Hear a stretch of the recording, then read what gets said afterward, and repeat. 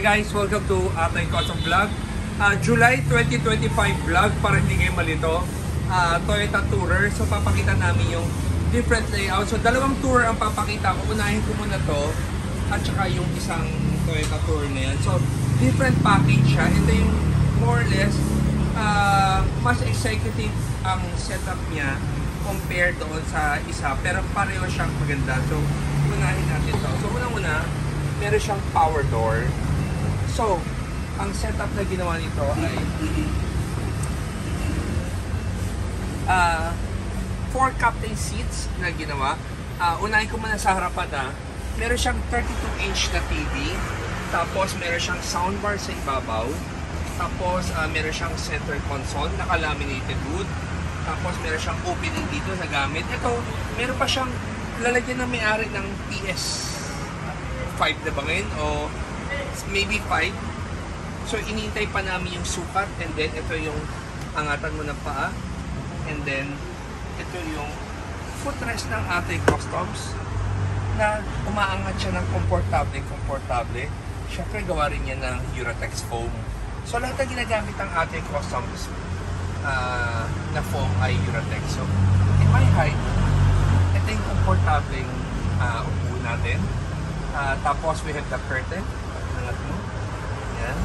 Ito binabago. Yan. Tapos naka-laminated wood. This all fiberglass. Tapos may accent light tayo sa ibabaw. Meron din siyang starlight. Pero itong starlight hindi na bubuksan. Very common na to na lagi namin nagagawa. Sa ibang vlog namin lagi na napapakita yan. Tapos nilagyan ng client na 32-inch. Napakalaki. So some people gusto nila yung 32-inch. Some people they don't. So, may client kasi na konti lang difference ng 32, I go for 32. Ang mapapansin mo lang, pag 32-inch ang nakakabit sa'yo na TV, kung gusto mo tingnan yung kali, sisilip ka pa sa gilid para makita mo lang yung kali. Unlike pag naka-24 ka, kita mo na yung kali doon sa labas. So, we have the tricolor light. So, pwede mo siyang patayin, buksan ulit para maging warm. Yan. Same thing. Pare-pareho siya. So next, ito yung carpet ng ating customs. Ito yung waterproof carpet ng ating customs na OEM specs. Hindi siya gawa-gawa lang. So yung carpet namin, up to the edging hanggang ilalim, makikita nyo malinis na malinis. So itong ginawa namin ito, lagayin ito ng mga gamit na para anything na gusto mong ilagay, hindi malaglag. Yan siya. Tapos the cup holders. Tapos ngayon, itong upo ko na to, pupunta naman ako sa likod. Itong likod kasi, ang ginawa ng owner na to, nilagyan niya rin ng footrest. Pero in order na magamit mo yung footrest na sagad, kailangan mo pang i-abante ito. Itong upuan na to para magamit niya. Kasi ito naman, yung normal na upo, okay to, maluwag pa siya. Okay, next. Pag dito ako sa second row mo po, komportable din. Nga lang, ito na yung sagad na atras niya. Kung gagamitin mo yung footrest niya, hindi mo na magagamit ng sagad dahil medyo andyan na yung harapan. So, ang angat niya ay konti lang. In order for me na magamit ko to ng mas mataas, kailangan umabante yung harapan na yan. So, pero ito, before namin ginawa to, na-approve na ng client na ito yung gusto nila. So, ngayon naman, yung normal na upo naman na ayos lang ay ito. Kaya, okay. Ito yung ayos lang na upo na hindi mo ginagamit yung footrest na pwede mo pang gamitin yung upuan sa likod, which is the last row. And then, pag ginamit mo yung last row, yan. May challenge lang itong daanan na to kasi ito, it's about, I think 7 or 8 inches na lang itong daanan na to, which is normal pa rin dahil yung ginawa namin dito sa gilid, na may kinag kami dito para may atras pa rin namin ng tama para magkaroon siya ng walkway. Kasi ibang captain seats na available sa amin, walang cut dyan. Medyo masikip na yung daanan. Pero syempre, depende sa klaseng upuan na kinakabit namin. May papakita rin ako sa inyo sa isang customized van natin na Tourer. Yung isang klaseng setup na hindi kasing hindi pareho nito. Pero ito, ang pinapakita lang namin dito ay yung comfortable seat na 4 captain seats na komportable. Pero kung tinanggal mo naman itong upuan na to, comfortably, apat pa rin na pwede mo pang i-atras ng dalawang captain seats na to na magamit mo ng todo.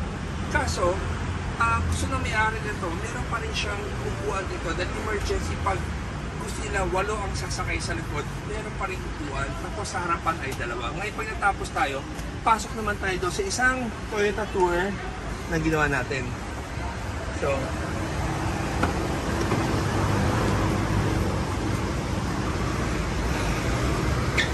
okay, ito yung isang Toyota Tour.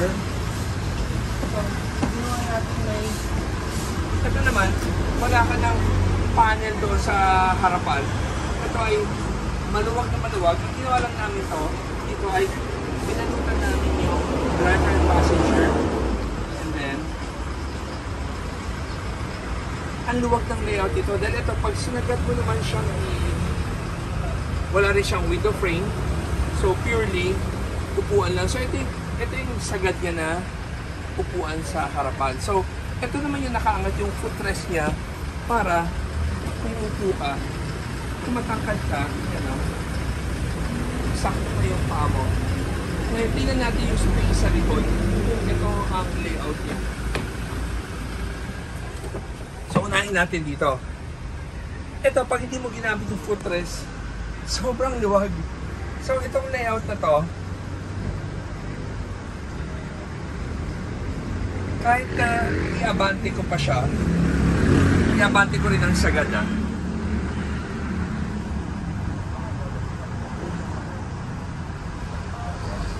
Okay, kung i-abante ko siya ang sagad, napakaluwag pa rin. Ngayon kaya siya maluwag kung i-compare mo sa isa kasi yung upuan nung sa isang unit mas bulkier at saka mas executive yung feel. Ito naman, itong upuan na ginawa natin, exactly like the layout of Super Grandia Elite. Yung Super Grandia Elite, ganito din ang layout, 2 captain seats niya, merong footrest, pero hindi kasing angat nito. At saka pag sa Super Grandia, hindi mo kayang angatin ng ganyan dahil babangga na yung paa mo doon. So, ito pinakita ko ngayon. Next, dilipat, ito yung pag matangkad ka, ito yung upuan mo na pag upo ka sa likod ay ito. So kahit umupo ka, yung legroom mo dito ay napakaganda pa. Ngayon, pag ito na yung legroom mo, uupo naman ako sa last row. So yung last row, na to, napakaluwag din. Kung ang purpose mo ito ay pang pamilya na gamit lang talaga, kahit saka mo po, lalo na dito, ito ay napakaluwag na. Ngayon, subukan ko naman i-atras ang sagad to. So, ito na pala yung sagad niya. So, yung sagad na atras niya, kahit umupo ka dito, kaya pa rin. So, itong layout na to ay napakaluwag at napaka-simple. So, 2 different tourer, pero ang upuan niya, same seating capacity. Ang pinakaiba lang, yung setup ng upuan to. So guys, ito pinapakita ko setup na to. Ito ang setup ng Super Grandia Elite na nilagay sa tour. Okay, lagi ko na-question yung package. How much yung ganitong setup? Itong setup na to is 500,000. Bakit naging 5? Para lang mabilis isipin. 500,000, ano ba ang kasama nun? Yung upuan na 4 na to, 2 may footrest and driver and passenger, babalutan rin ng same leather nito. At the same time, itong foldable ay ginawa na rin naming same and design. Ngayon, lastly, ang flooring niya. Ang flooring na kasama sa package namin ay carpet. Pero kung sakaling gusto mo magbinil, magdadagdag ka lang ng konti doon sa 500,000. Pero kung carpet lahat, ito yung setup namin. Whether you have Toyota Tour or Toyota GL, same setup, same amount. So guys, I hope na gusto niyo yung vlog ng Atoy Customs. At syempre, ano ba ang goal ng Atoy Customs? We want our client na maging satisfied at maging masaya at ma-feel nila yung passion na ginawa namin sa kada upuan na binebenta namin na sobra siyang komportable. Siyempre, hindi rin magiging ganun komportable ang upuan namin kung hindi kami natulungan ng Eurotex Foam. So guys, thank you for watching and always remember, Jesus loves you and God bless. TikTok.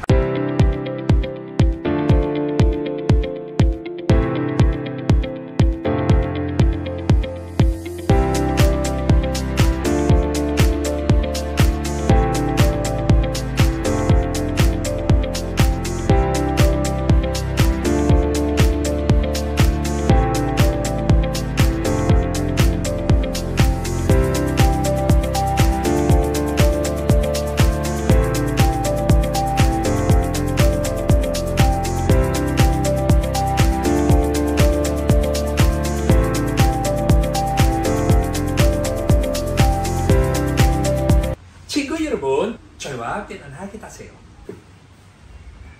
아토의 헤드레스, 햇거로 필리핀 첫 번째 장통.